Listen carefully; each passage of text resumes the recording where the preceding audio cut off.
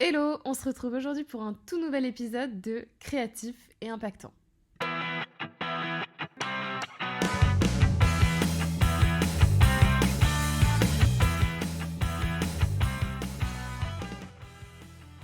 Hola, c'est parti pour un nouveau sujet aujourd'hui sur la confiance en soi. Un sujet sur lequel j'ai longtemps bouquiné, lu des livres de dev perso qui aujourd'hui, pas m'horripilent, mais on va dire que j'ai fait le tour. Et je pense que quand on avance réellement sur tout ce qui est confiance en soi, on voit un petit peu plus les discours bateaux, on sait ce qui marche réellement pour avoir une meilleure confiance en soi et surtout on fait un petit rejet des livres sur le sujet pendant un temps. Je crois que ça fait partie du process. Enfin, moi j'en ai lu je pense une trentaine et aujourd'hui c'est vrai que c'est plutôt les livres, enfin ce ne sont plus les livres que je lis. Bref, c'était une petite parenthèse, mais aujourd'hui je suis trop contente qu'on aborde ce sujet. Donc ce podcast que j'ai nommé Confiance, charisme et personal branding, ose être toi sur les réseaux. Cet épisode, je veux vraiment qu'il soit voilà, à la cool comme d'habitude. Et pour planter le décor, quoi de mieux que de te poser une question rhétorique. Est-ce que tu as déjà hésité à afficher quelque chose en story en te demandant ouais mais si on me trouve ridicule, ouais mais si ça intéresse personne, et si ça plaît pas? Et ben voilà, et ben ça, typiquement, c'est un manque de confiance en soi.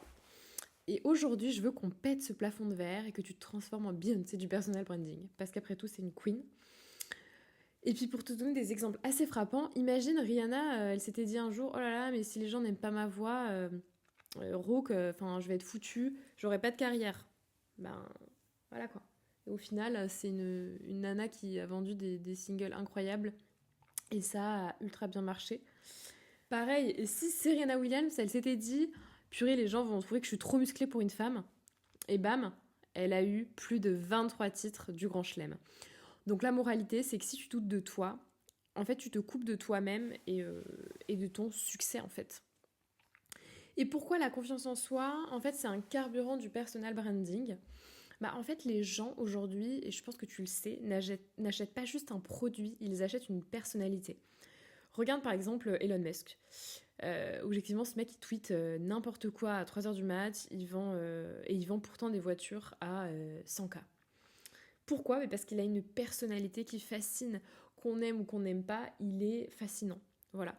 Donc, ose être magnétique, on veut te voir. Il n'hésite pas à montrer des choses, à peut-être avoir une personnalité clivante, ou en tout cas à oser l'affirmation de soi, la franchise, l'humour, les pics. Voilà, ce sont des personnalités qui osent et ça leur réussit. Donc voilà, en fait, les followers, c'est un peu comme un rendez-vous. Alors, je suis pas fan de ça, mais avec Tinder, tu vois. C'est si t'arrives en mode coucou, désolé de te déranger, bah franchement, personne, enfin, tout le monde va swiper, mais sans matcher, quoi. Alors que si tu débarques en mode écoute, voilà qui je suis, voilà ce que j'ai à dire, c'est à prendre ou à laisser, ben là, ça match. Et justement, tout ce qui est un peu poignant, punchy, c'est ça qu'on aime aujourd'hui. On n'aime pas le vu et revu. C'est pas sexy, une personne qui a pas confiance en elle. On a besoin d'admirer souvent les gens. L'admiration, c'est extrêmement important. Et donc, il te faut déconstruire ces blocages et notamment cette fameuse peur du jugement. Oh là là, et si on me critique? Purée, mais tout le monde se fait critiquer. La reine d'Angleterre s'est fait critiquer. T'y échapperas pas. Beyoncé se fait critiquer. Tout le monde se fait critiquer. Tu crois vraiment que tu vas échapper à ça? Et en plus, si tu projettes de monter et d'évoluer dans ton business, tu vas forcément avoir accès à des critiques au bout d'un moment. Parce que la notoriété, le succès, ça va avec son lot de critiques parce qu'on ne peut pas plaire à tout le monde. Et tu dois lutter contre ce truc de je veux être parfaite. Ah, j'ai longtemps voulu l'être, hein, mais j'ai bien compris que je ne le serai jamais. Et qu'on s'en fout, on s'en fout d'être parfaite. Et c'est même pas pour dire oui, c'est ennuyant d'être trop parfait, mais c'est juste factuellement pas possible. Voilà, c'est à réintégrer. On ne peut pas être parfaite. On n'est pas un bot. On a des émotions, on a des erreurs. On commet des erreurs, pardon. Et par le simple fait d'avoir des émotions, d'avoir un cerveau, on va parfois être désagréable.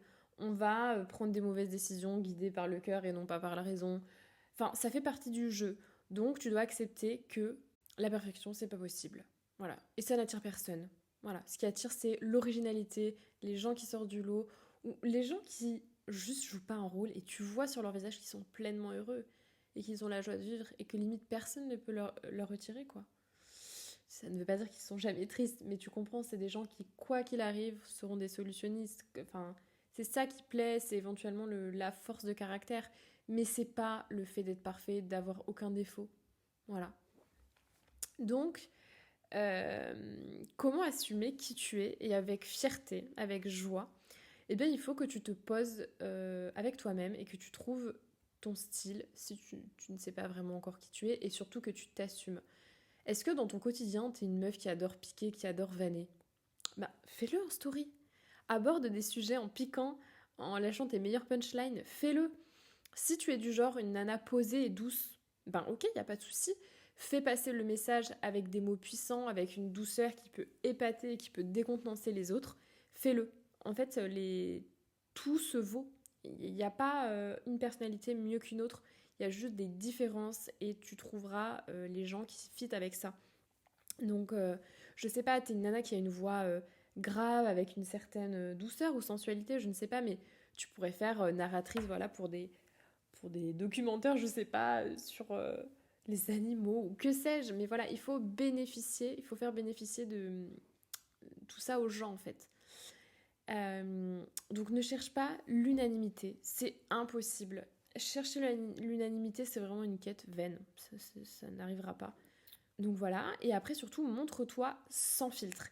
On le voit beaucoup sur les réseaux sociaux. Je suis pas très fan de la grande vulnérabilité. Ça veut pas dire qu'on ne peut pas l'être, mais il y a entre guillemets une certaine pudeur et une intimité où je trouve que ça impose un dosage. Après, ça dépend comment on est, comment on voit les choses.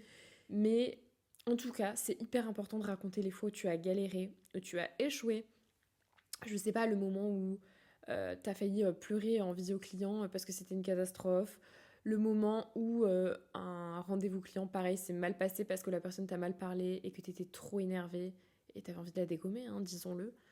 Ben voilà, ben raconte-le, raconte que t'as pas que des clients parfaits en fait. Et t'as des clients putain de chiants, voilà, putain de chiants, avec qui il faut dealer. Et ça fait partie du jeu. Quand bien même, quand on est soi, on va attirer les bonnes personnes, mais ça peut pas être du 100%. Il y aura toujours un client chiant, il y aura toujours un client qui mettra du temps à vous payer. Ça fait partie du jeu. Il faut pas, même dans la recherche des clients, il faut pas rechercher la perfection. Il faut juste se dire, ok, je fais le choix d'être full moi-même, donc en tout cas, je n'aurai que le mieux que je peux avoir.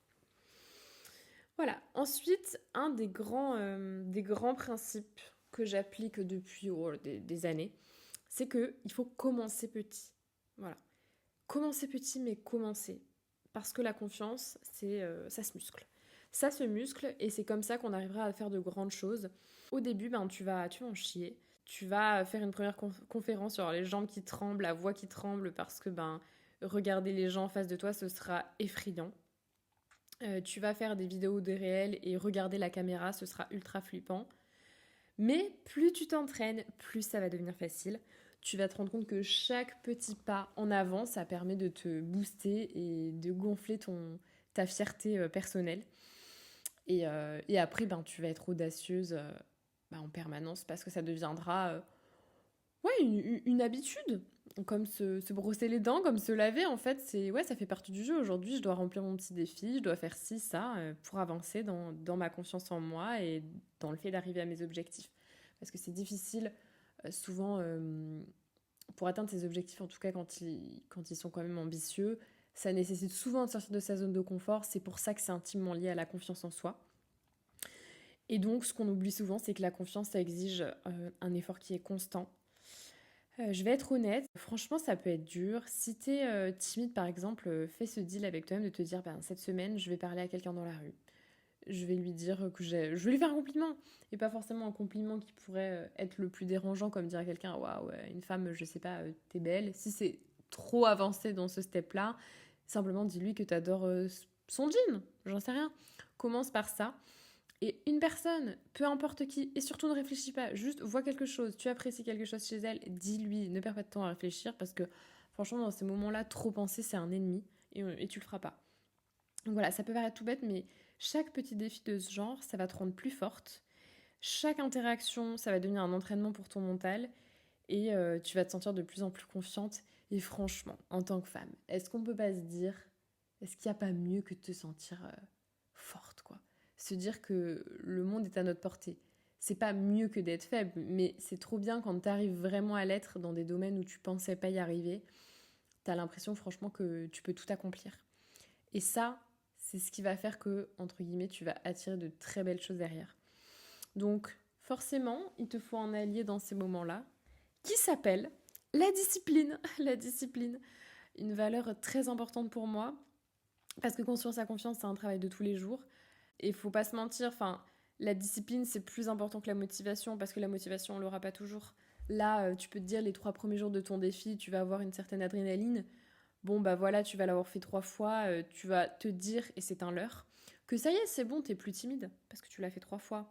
Pas du tout. On ne se change pas radicalement en 3 jours. C'est vraiment. D'ailleurs, on dit souvent que l'habitude, elle met 21 jours. Alors, à tort ou à raison, mais en tout cas, ce qui est sûr, c'est que ça prendra pas 3 jours. Donc voilà, et donc il faut faire des petits défis chaque semaine, et tu verras que plus tu te forces, plus c'est facile à chaque fois de pousser les portes de la confiance et d'aller plus loin. Je sais pas, aujourd'hui, tu peux te dire, bah voilà, je vais poster ce réel, voilà, imparfait, sans le refaire 10 fois. Go, c'est parti, j'assume. Voilà, je perds pas de temps. Et en plus, tu gagnes du temps, quoi. Le temps, le truc le plus précieux, tu peux te faire une soirée avec ton chéri, tu peux aller voir des amis, plutôt que faire 6 fois ton réel, pour qu'il soit parfait, limpide et limite tellement trop parfait qu'il va pas tant marcher que ça, alors que les petits défauts, bah, parfois c'est ce qui fait qu'on apprécie la chose. Quand on voit que les contenus aujourd'hui qui plaisent, c'est des vlogs, c'est du racontage de life, entre guillemets, mais parce qu'on a besoin de s'identifier, on a besoin de se sentir dans le même panier, entre guillemets. Quand tu sais que c'est ça qui plaît, je pense qu'il faut pas être trop exigeant avec les contenus. Ça veut pas dire bâcler, mais ça veut dire qu'il faut pas être trop exigeant. Donc moi, je peux te proposer des petits défis à lancer pour que tu aies une meilleure confiance en toi et par exemple de manière digitale. Ça va être de poster un truc qui te fait peur. Par exemple, raconter quelque chose où ça t'a déjà traversé l'esprit, tu t'es dit, ah, j'aimerais bien raconter ça de mon enfance, qui est un peu poignant, qui explique quelque chose par rapport à mon business, qui explique pourquoi je suis trop contente d'avoir pris une revanche sur la vie.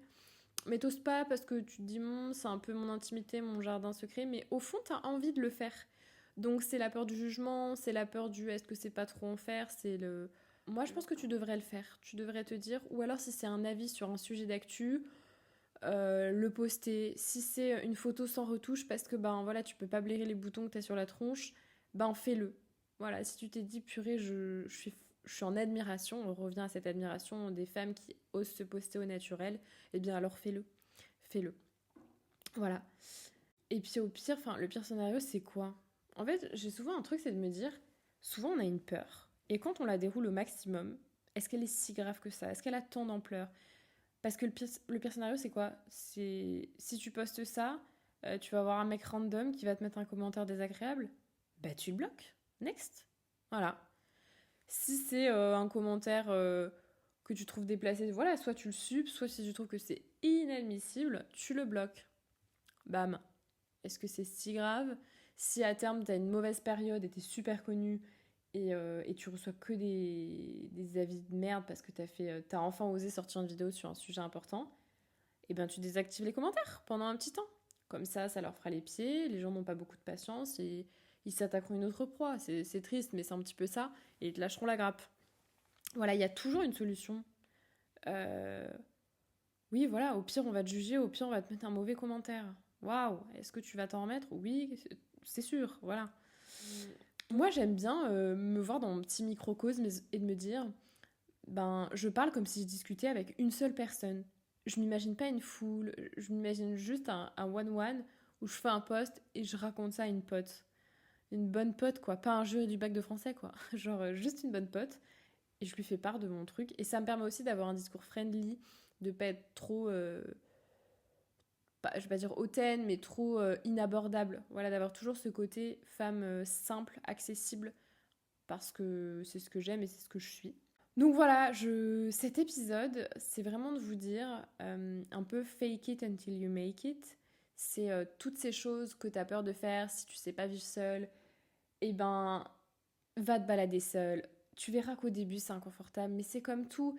Et est-ce que franchement tu veux te dire, dans 20, 30, 40 ans que t'as rien accompli ou que limite t'es toujours pas ok pour aller te balader en ville toute seule? Est-ce que c'est pas triste de se dire ça sur soi-même? Donc je pense que voilà, on n'a qu'une vie, il faut la vivre à fond, il faut surtout être fier de soi. C'est hyper important, la fierté, elle est liée aussi à l'estime, à la confiance qu'on a envers nous-mêmes. Et ton message, il mérite d'être entendu. S'il est dit poliment, s'il n'y a pas de propos chartiers, si juste c'est un avis, en fait, accepte de déplaire, accepte qu'il y a des gens qui n'ont pas la même bonté que toi, et tu les bloques, c'est pas grave, on passe à autre chose. Mais voilà, sors de l'ombre, éclaire les autres, parce que la lumière, ça se propage. Voilà, on peut pas la garder bloquée. Je trouve que cette métaphore, elle est importante de la garder en tête. Et je sais pas si cet épisode il a résonné pour toi et si t'as une amie ou voilà quelqu'un d'autre à qui ça pourrait faire plaisir d'entendre ces mots, qu'il en a peut-être besoin, et bien surtout n'hésite pas à partager cet épisode, ça me fera extrêmement plaisir. À lâcher un petit message, enfin un petit commentaire si tu en ressens l'envie évidemment. Et je te dis à très vite pour un nouvel épisode.